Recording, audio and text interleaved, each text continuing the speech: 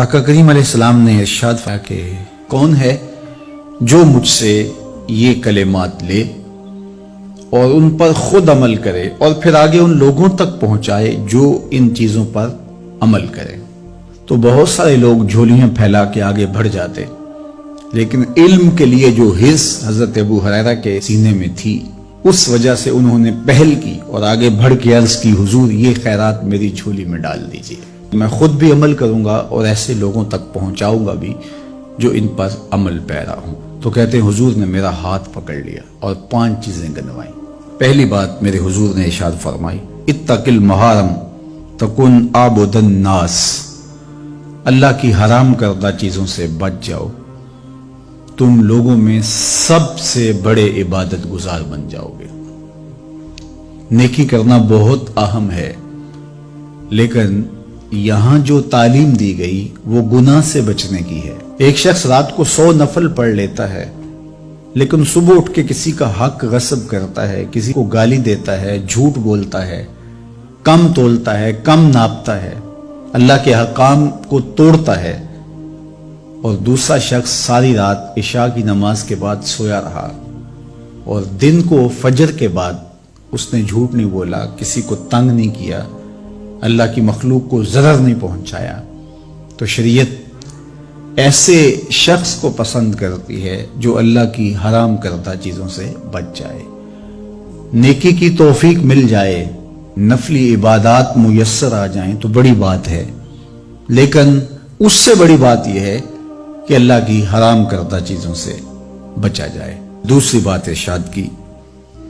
وَرْضَ بِمَا قَسَمَ اللَّهُ لَكَ تَكُنْ أَغْنَى النَّاسِ، اللہ کی تقسیم پہ راضی ہو جا،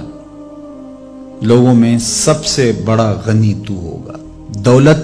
کی کثرت سے بندہ غنی نہیں بنتا، کتنے دولت مند ہیں، نفس کی کمینگی ہی ختم نہیں ہوتی۔ تو غنی اس وقت بندہ بنے گا جب اللہ کی تقسیم پہ راضی ہو گیا، اللہ نے جس حالت پہ رکھا اس حالت پہ خوش ہے کہ میرے مالک نے مجھے جو دے دیا یہ میرے لیے اس نے مناسب جانا، تو بس میں اس پہ راضی ہوں، میں اس پہ خوش ہوں۔ اور اگر انسان یہ نہیں چاہتا اور نہیں کرتا تو جہاں بھی ہوگا وہ مطمئن نہیں ہوگا۔ پھر ارشاد فرمایا، وَأَحْسِنْ إِلَى جَارِكَ تَكُنْ مُؤْمِنًا، اپنے ہمسائے کے ساتھ سلوک اچھا کر تو کامل مومن ہو جائے گا۔ جو آپ کا ہم سایہ ہے تو آپ کا سایہ شفقت کا اس پر پڑنا چاہیے۔ آپ کا ہم سایہ آپ کی طرف سے سخت دھوپ میں اذیت گوارا نہ کرے، بلکہ آپ کے ہم سائے کے آپ ہم سائے ہی قرار پائیں، تو آپ کے ایمان کی کسوٹی یہ ہے،